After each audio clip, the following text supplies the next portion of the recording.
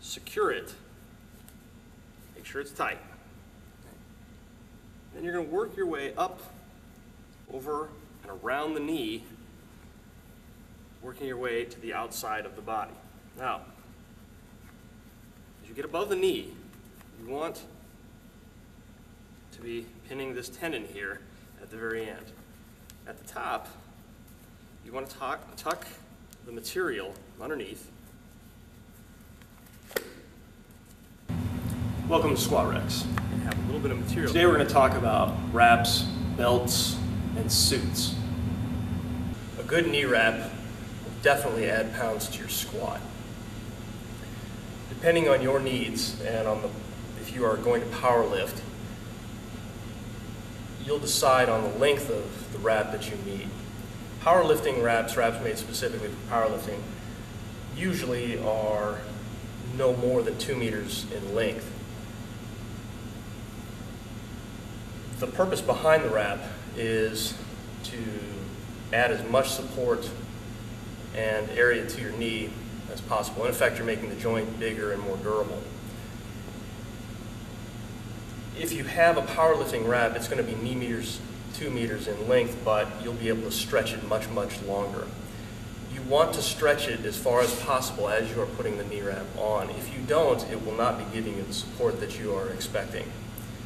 Because the material stretches a great deal, if you aren't pulling it tight as you wrap your knee, what's going to happen as you sink into the hole is the material is going to stretch. It's just not going to give you very much support. So it's critical that if you are looking for a lot of support and you are using a powerlifting wrap that stretches a great deal, that when you put it on, you stretch it tight as you do so. I'm going to show you how to stretch and use the powerlifting wrap on your knee. You're going to start below the knee, the kneecap. You're going to stretch it tight, and then you're going to wrap it around. Now, as you wrap it, you want to be coming about half the width of the wrap as you go up and around, all the way through.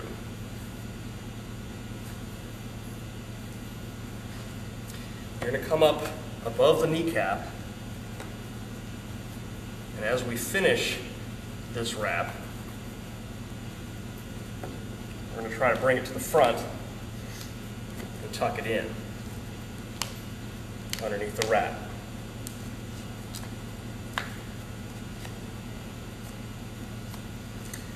To the top.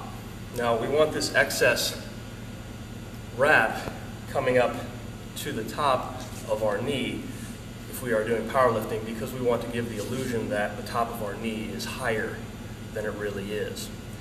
A couple things you want to be careful of when you are wrapping the knees.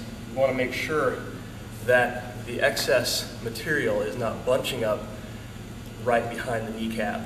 If it does that, it's going to put a lot of pressure onto your knee and could cause some problems. Make sure you check with the doctor before you wrap your knees. They might give you suggestions on how to wrap. You'll see a lot of different kinds of wrapping. You'll see crisscross styles. This seems to be the most secure position for me when I wrap. Another common piece of equipment that you'll see people using are wrist wraps. Most of the things that I said about the knee wraps apply to the wrist wraps as well. This particular brand is again, Inzer. There are great wraps from other people as well. It has a thumb loop, which will kind of help you get proper, help you put this on securely. But you're going to wrap it, in this case, you're going to wrapping it to the inside of your palm and then wrapping it around and securing it. Same things apply. You don't want a lot of give with the material, so you want it to be pretty tight. Until you get used to that, you're going to feel like you're not going to be able to feel your fingers. So it is pretty important that you get used to the wrist wrap. But it should be holding your wrist in a very, very secure position. You're going to see a lot of different lengths of wrist wraps. Some of them are quite short. If it's too short, you're really going to be limited in how much support you can give your wrist. My recommendation would be is if you are confused about which length to get a longer length and then wrap it a little more loosely if you feel like you need less support. That way, if you wanted to, you could always tighten it down. If you get something that's too short, you really have nowhere to go.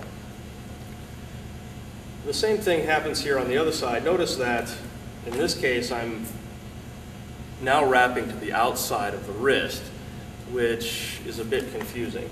If this really bothers you, that you are wrapping in opposite directions with this particular brand, what you can do is, instead of using the thumb loop, is you can just start here at the pinky and then wrap it around like such. And that really shouldn't affect it too much either way.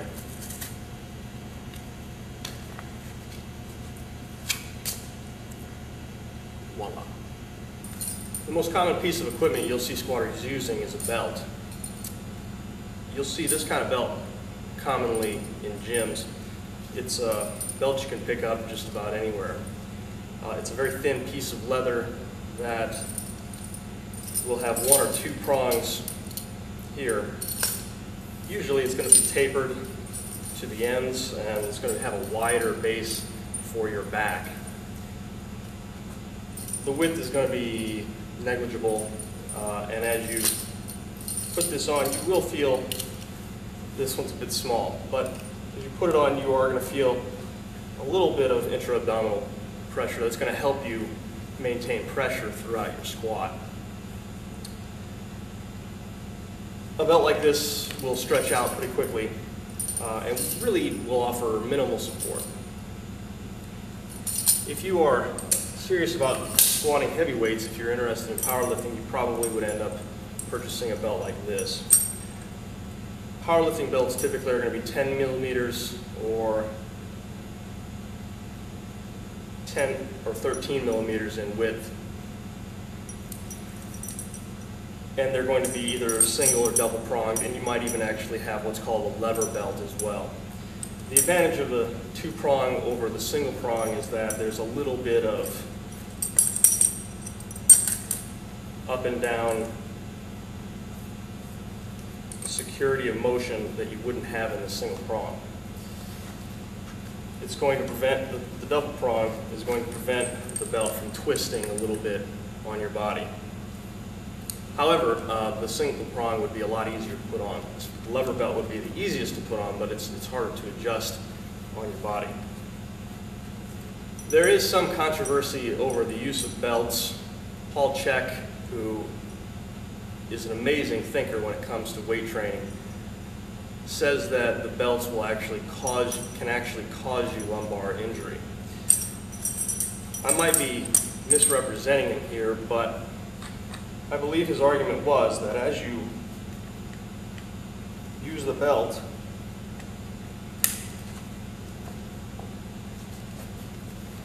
if you're trying to maintain a very tight arch throughout the range of motion, because you'll notice that at the top, this belt's a little bit tight on me, because the belt is flat,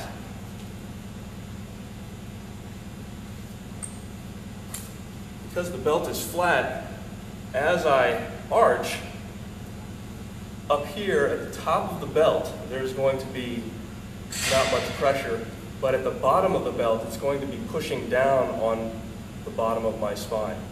In effect, it could be exacerbating that lower back rounding. When using a belt to squat or deadlift, there are a couple things you want to remember. Number one, you want the belt to be tight. If it's not tight, it's not going to be helping you